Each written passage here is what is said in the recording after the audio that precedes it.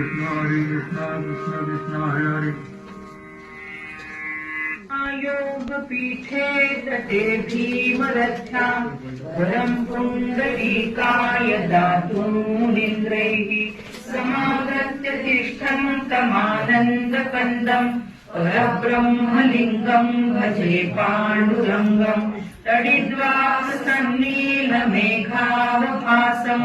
रमामन्दिरं सुन्दरं चित्प्रकाशं परं दृष्टिकायां समन्यस्वपादं परब्रह्मलिङ्गं भजे पाण्डुरङ्गं प्रमाणं भवादेरिदं मामकानां इदं भक्तराज्ञां धृतो येन तस्मात् विधातुर्वसत्यैर्धृतो नाभिकोशः परब्रह्मलिङ्गं भजे पाण्डुरङ्गं सुरत्कौस्तुभालं कृतं कण्ठदेशे श्रियायुष्टकेयूरकं श्रीनिवासं शिवं शान्तमिड्यं वरं लोकपालं परब्रह्मलिङ्गं भजे पाण्डुरङ्गं शरच्चन्द्रबिम्बाननं चारुहासं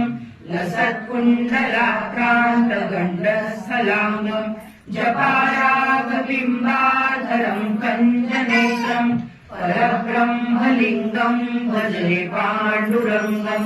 किरीटोज्ज्वलः सर्वदिक्प्रान्तभागं सुरैरर्चितं दिव्यरत्नैरनैर्भिः त्रिभङ्गाकृतिबर्हमाल्यावतंसं परब्रह्मलिङ्गं भजे पाण्डुरङ्गं विभुं वेणुनादं चरन्तं दुरन्तं स्वयं लीलया गोपवेशं दधानं गवावृन्दकानन्दनं चारुहासं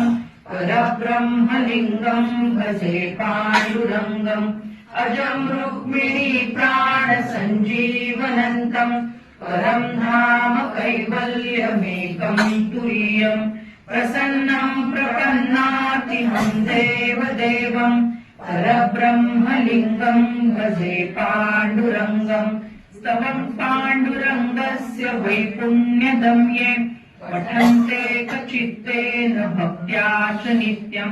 भवाम्भोनिधीर्ते प्रीतिर्वान्तकाले हरेरालयं शाश्वतं प्राप्नुवन्ति